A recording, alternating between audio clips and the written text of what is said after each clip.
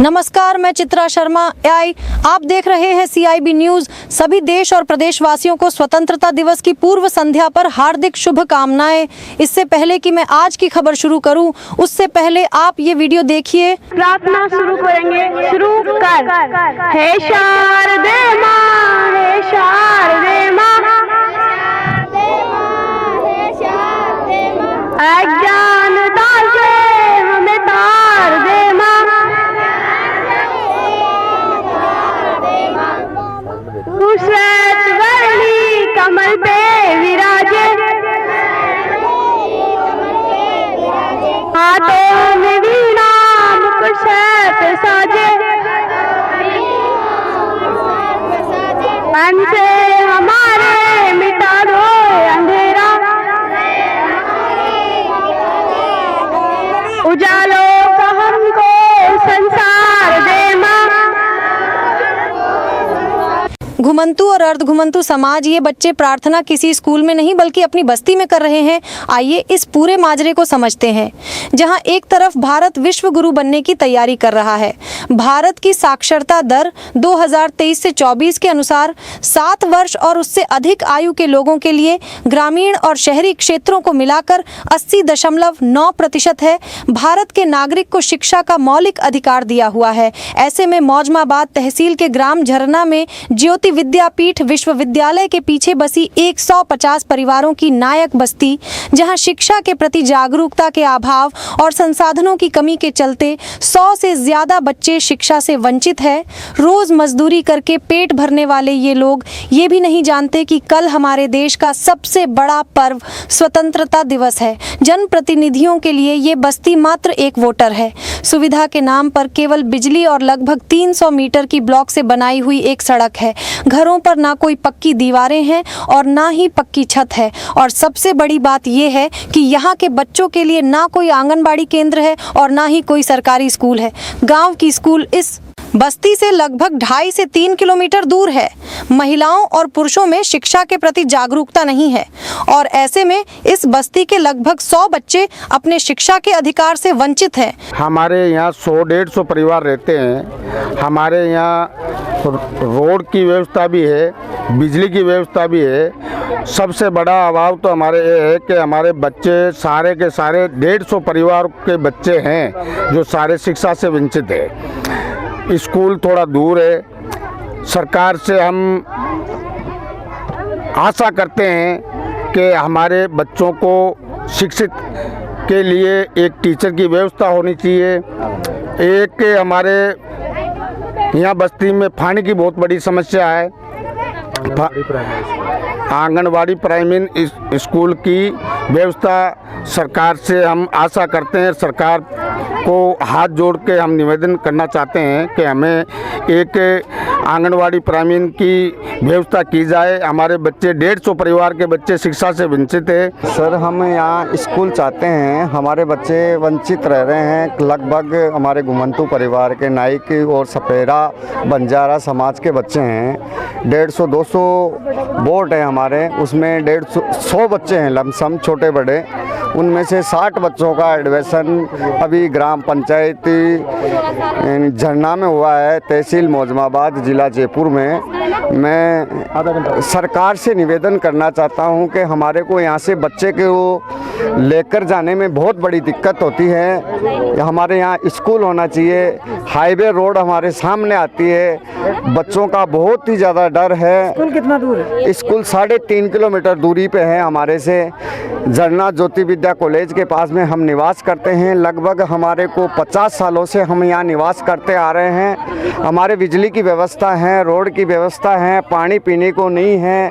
हम सब लोग हैंडपंप से यहाँ से 3.5 किलोमीटर से मोटरसाइकिलों पे टंकी भर भर के, मटकी भर भर के, चरा भर भर के लेकर आते हैं। हमारे बच्चे और हमारे जो ये घुमंतु के जो जितने भी लोग हैं यहाँ बहुत परेशान हैं। तो सरकार से मैं प्रेमचंद जी बेरवा जी से, श्रीमान मुख्यमंत्री भजन लाल जी शर्मा से इतना निवेदन करना चाहता हूँ कि एक तो हमारे पानी की व्यवस्था हो और एक हमारे यहाँ प्राइमरी स्कूल की व्यवस्था हो जो हमारे बच्चे पढ़ लिख कर आगे बढ़ने का काम करे। जुलाई माह में इन परिवारों और बच्चों की सुध ली अंजलि महिला एवं बाल उत्थान संगठन के संस्थापक अध्यक्ष रामजीलाल शर्मा और राजकीय उच्च माध्यमिक विद्यालय झरना की प्रधानाचार्य सुषमा बागोरिया ने अध्यक्ष शर्मा और प्रधानाचार्य के प्रतिनिधि के रूप में अध्यापक प्रहलाद बस्ती के लोगों से मिले और बच्चों और अभिभावकों को जागरूक किया। परिणाम स्वरूप करीब 40 बच्चों के अभिभावकों ने बच्चों के प्रवेश की इच्छा जताई, लेकिन स्कूल दूर होने की वजह से भेजने में असमर्थता जताई। संस्थापक अध्यक्ष रामजीलाल शर्मा द्वारा संगठन की ओर से बच्चों को लाने ले जाने के लिए एक प्राइवेट गाड़ी लगाई गई।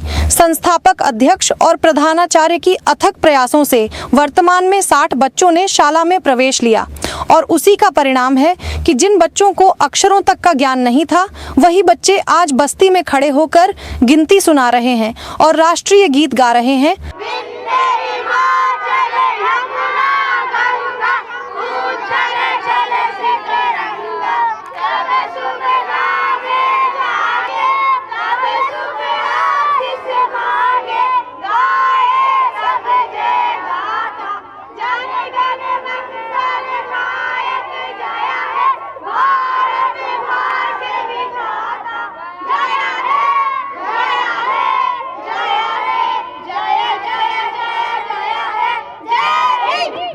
लेकिन अभी भी 40 बच्चे शिक्षा से वंचित चल रहे हैं, जिनमें कुछ बच्चे आंगनबाड़ी में प्रवेश की उम्र के बच्चे हैं।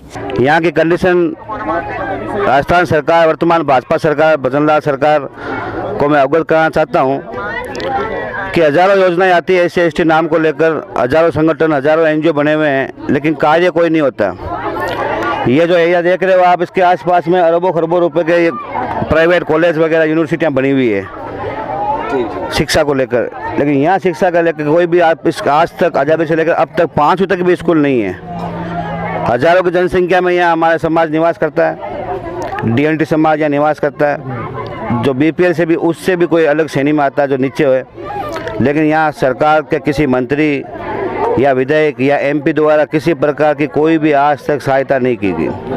और तो इनके लिए सरकारी बजट जो होता है, सामुदायिक भवन तक नहीं है, ना यहाँ आंगनबाड़ी है और ना यहाँ स्कूल है, और यहाँ से 3 किलोमीटर JDA अप्रूव हो चुका है, 3-4 किलोमीटर में।